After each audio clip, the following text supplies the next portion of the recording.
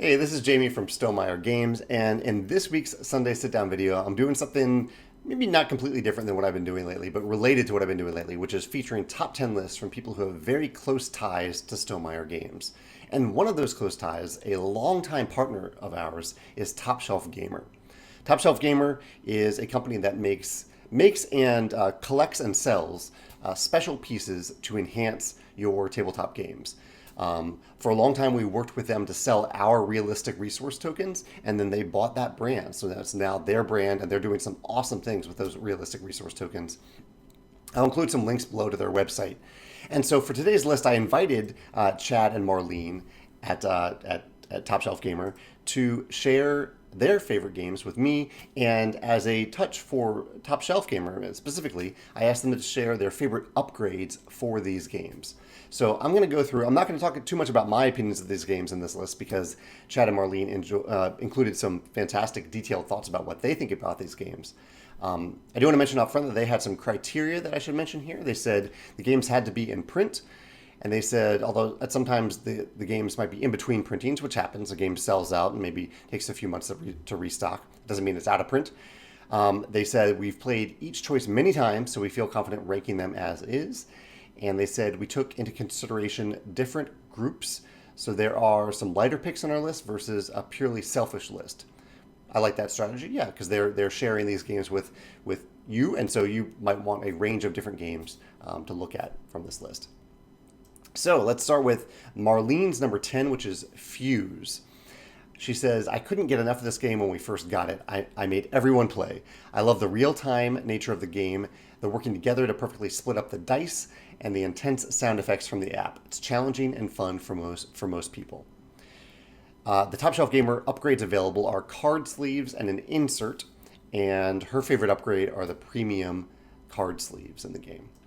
And then Chad's number 10 game, a game that was just on sale on Steam recently that I picked up, is Lords of Waterdeep. Chad says this game beats other games of similar weight and style, mostly on pure nostalgia factor. It's the game that I played many times with friends and started me on the road to some upgrade obsessions.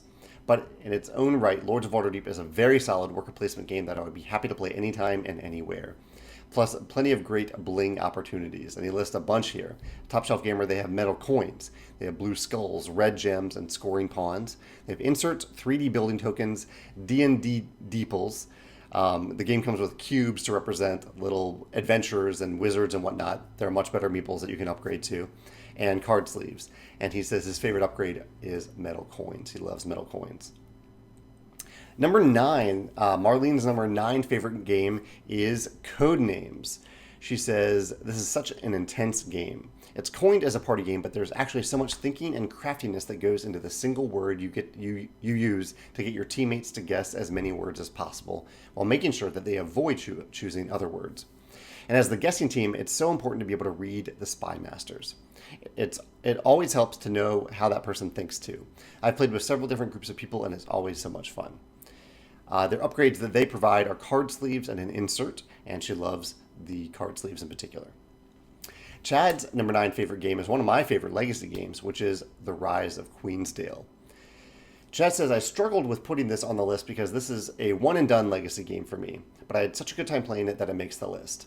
Mostly, it came under the radar in the hobby for some reason.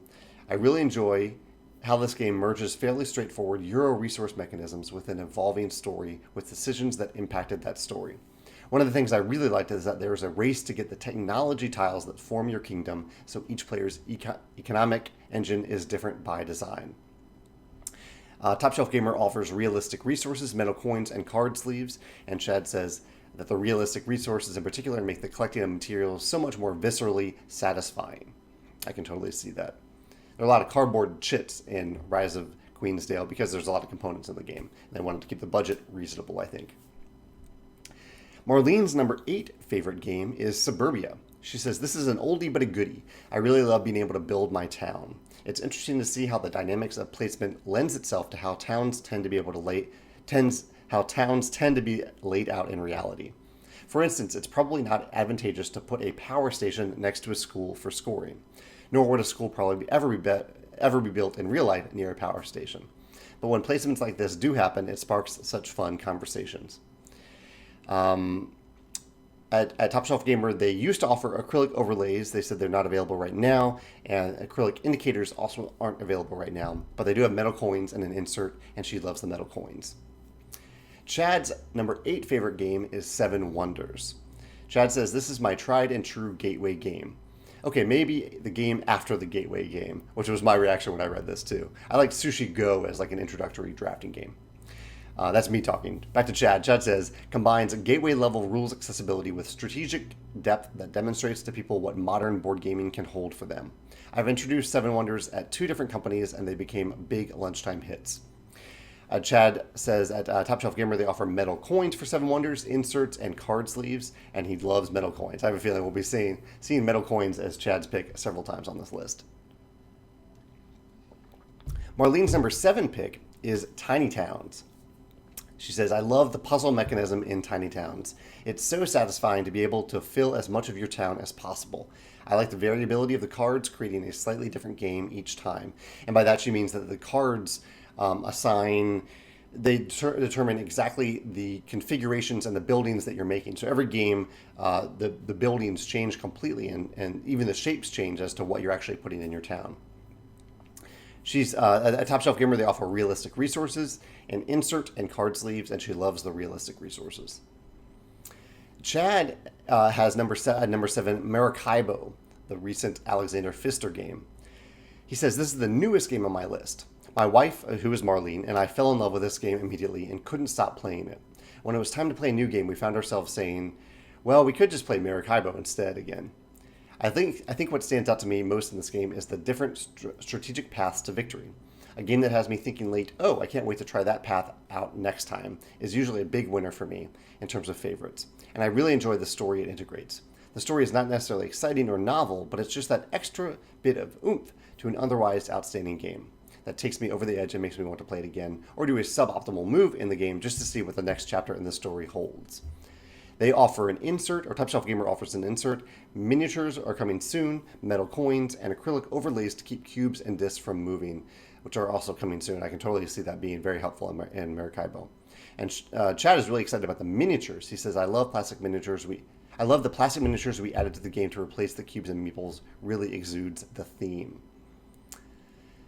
Marlene put one of our games on the list, and that is Between Two Castles. This is her number 6 favorite game.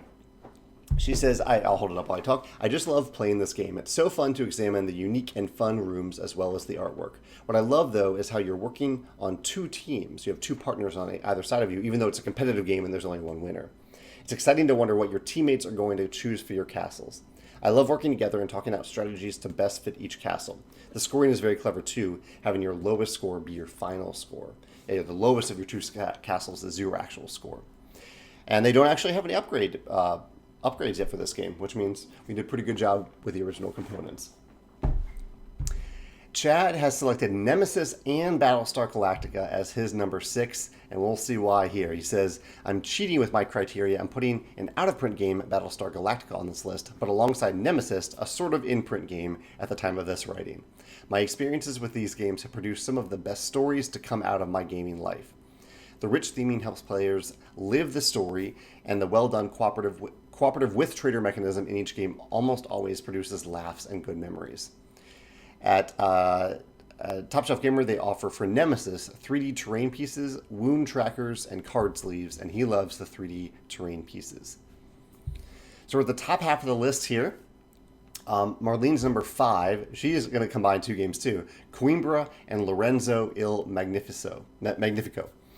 Lorenzo and Coimbra are my next 2 favorites. It's very similar to my number 1, which you'll find out in a few minutes. I like how there are several different areas you need to be concentrating on in both games. I think what grabs me each time I play is that I'm able to play it just a little bit better, make more efficient moves, develop the ability to keep track of gaining as much dominance as possible in all the areas necessary to better my score from the last.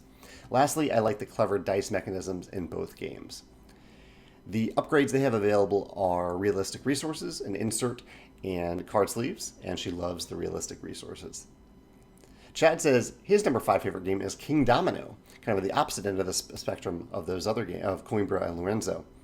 Chad says, this is my gateway game for any age group that I also really enjoy playing. With a very minor rules adjustment, my entire family, including my 6-year-old daughter, can play this competitively and have a great time. It's quick, it's easy to learn, and has a great strategy to weight ratio. I especially enjoy the free print and play court expansion they released. We don't play without those expansion rules now. It doesn't take the game out of its lightweight roots, yet it adds some fun strategic options. They offer realistic resources for the court expansion, and they also offer twin pulls, some meeple upgrades. Chad says his favorite upgrade is the oversized big version of this game, which has great table presence and somehow increases the toy factor for me, although table space can get a little tight with the big version, he says. All right, number 4. Oh, it looks like Marlene's number 4 may have gotten bumped off this list. Yeah, I think there might be a little mistake. But there is no number 4 for Marlene. But there is a number, and maybe it's for both of them. Maybe both of them chose Game of Thrones, the board game, for number 4. It's on the list as Chad's, but it might be both of their favorite game. Chad says he really likes the diplomacy in games, and this is essentially diplomacy with a capital D, light. Referring to diplomacy, the game. And with a well-integrated, perfectly suited theme. I've heard this game referred to as a knife fight in a phone booth, and it definitely is. This isn't a typical 4X where you can slowly build up. You are butting up against your neighbors and making deals starting in round 1. Although definitely not for everyone, if you find the right group of players who don't mind sudden but inevitable betrayals, then this game will provide some of the best gaming stories ever. I love shared gaming stories. At Top Shelf Gamer, they offer inserts and card sleeves for this game, and Chad says he loves the insert. This game has a ton of pieces, and the insert makes setup so much easier and faster, gives you much more time to play a long game. I love hearing that when an insert actually helps with the setup and teardown of a game so that you can focus on the core gameplay itself. On to number 3, Marlene does have a pick for this. Marlene's pick is Grand Austria Hotel. She says this hits the table very often for the last couple of years. It was a game that Chad and I both loved. I don't really have much to say about it. It just has lots of good playtime memories. One being that our son, at the time, was 4 years old and wanted to play his own character. We told him which options he had on his turn, and he would pick one. He ended up winning that game. At Top Shelf Gamer, they offer realistic resources. I've seen these. They're actually really cute. I think they're like little teacups. Card sleeves and an insert, and she loves the realistic resources. At number 3, Chad picked Eclipse as his favorite game. He says that's his favorite 4X game. He particularly loves the ability to craft your player powers as the game progresses and pursue incredibly different strategies in each game. On top of that, you've got different starting player powers, diplomacy, good old dice rolling, and a magnificent table presence. A very long game that makes the time fly by. He likes the Top Shelf Gamer offers the overlays and insert, and he says the overlays are almost mandatory to keep the cubes from moving around, at least in the first edition. Up to number 2 now, we have Terraforming Mars for Marlene. In fact, this is an interesting setup here. You'll see in a second. Terraforming Mars is Marlene's number 2 pick, and she says, the first time I played Terraforming Mars, I thought, I'm never playing this again. By the end of the game, I couldn't wait to play again. One criteria of a game making my top 10 list is how much fun Chad, my husband and main gaming partner, and I have playing it. My top 3 games were no-brainers. They're what we've played the most. We love testing out new strategies, and we've just had so much fun playing them. They have a lot of upgrades available at Top Shelf Gamer. They have metal cubes, 3D tiles, acrylic resource indicators, a first-player marker with a drafting ring, an insert, a themed tracking pawn, and card sleeves. And she, as many people have said many times about Terraforming Mars, the acrylic overlay is absolutely necessary, and the metal cubes are really nice too. Chad's number 2 game is The Voyages of Marco Polo. He says, the first time I played this game by Simone Luciani and Daniele Taschini, and it's the first game that he played by those designers, and it's still his favorite game between the two of them, and they're 2 fantastic designers. These 2 designers create games that really scratch my gaming itch. Varied and very distinct strategic paths, dice drafting, different starting player powers, replayability through varying board setup, pretty much all my favorite things. I'll gladly play any one of those games, play any games by those designers, including Grand Austria Hotel, Lorenzo, Tzolk'in, Coimbra, but Voyages of Marco Polo remains closest to my heart due to it being the game that my wife and I play so often together. The upgrades they offer are realistic resources, metal coins, an insert, and card sleeves. And he says, for a game that's mostly about collecting resources, I have to give it to the realistic resources over metal coins by a close margin. And now it's interesting to see at the bottom of the list, Marlene's number one favorite game is The Voyages of Marco Polo, and Chad's number one favorite game is Terraforming Mars. So they all are grouped together in the top two for both of these, for Chad and Marlene. Marlene says that The Voyages of Marco Polo is her all-time favorite game. I was introduced to it at the Dice Tower Con convention in 2015. By the way, this was my first gaming convention. This trip was also a celebration of my 10th wedding anniversary, marking the realization that I had of how much of a gamer I actually was. When Chad suggested it, he was surprised that I even gave it consideration as an anniversary trip. We played the Voyages of Marco Polo early on the first day, and I enjoyed the challenge of creating a strategy as well as needing to be able to pivot my decisions due to the other players' moves. I also love how complex this game is, and each time I play, it's slightly different. I also love how each player gets a unique ability, and each ability seems so overpowered. But I love that about asymmetric games, when every ability seems overpowered. I've already listed what Top Shelf Gamer offers for this game, but Marlene's pick are the realistic resources. Chad picked Terraforming Mars as his number one favorite game, and he says, the definition of time flies when you're having fun for me. An hours-long game that I enjoy every minute of every single time. Card drafting, varying player powers, distinct strategic paths, gushing with theme, replayability. This game has it all for me. And he says, I'm going to ditto Marlene's upgrades list and favorite upgrades. After the mandatory overlays, he definitely loves our metal cubes. So this is wonderful. I love hearing about the favorite games of the people that I work with closely day in and day out. I've only gotten to meet Chad and Marlene a few times, but we've talked many times. And I'm not sure if we've actually played a game together, but I hope to someday. Hopefully, maybe someday we'll get together and play some Marco Polo and Terraforming Mars, because they're two fantastic games. I totally agree with them. I'd love to hear your thoughts on these games as well. And actually, why don't you also share with me your favorite gaming upgrades? I'd love to hear about that in the comments. So pick one of your favorite games and how you've upgraded it, especially if you got those upgrades from Top Shelf Gamer, because they are a fantastic company to look at if you're looking to take your favorite game and enhance it and really enhance that experience based on realistic resources and coins and sleeves and inserts, all sorts of stuff. Check out their website if you haven't already. Take care.